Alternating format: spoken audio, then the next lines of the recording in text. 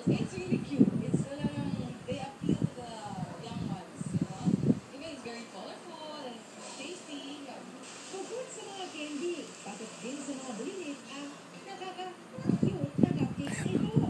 Sari-saring Halloween icons ang pwedeng kainin, tulad ng multo, bungo at Frankenstein, pati na lapida, gagamba at mami.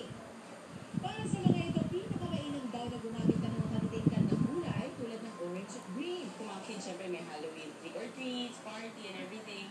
So, mga costume party nila. So, yun, parang bagay siya. Patok din sa mga chikiting, itong mooncakes na gawa sa chocolate butter at fondant. Para gawin, isalin lang ang butter sa mga apa at i-bake sa oven nang hindi hihigit sa 30 minuto.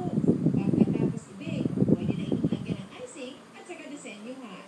They are yummy. They are colorful. They're cute. That's scary. Pancakes are just like ice cream and it's not messy. Speaking of messy, kaya niyo kayang i-bottoms up ang mga shot glass na ito na may bulate? Huwag mag-alala dahil ang jello shot, gawa lang sa pinuno na gelatin, jelly worms at sprinkles. Kaya kahit mukhang yucky, ang final verdict ng mga chikiting, yummy! Yan nga nakita ko, di ba? Para sa saksi, sa lima Yun,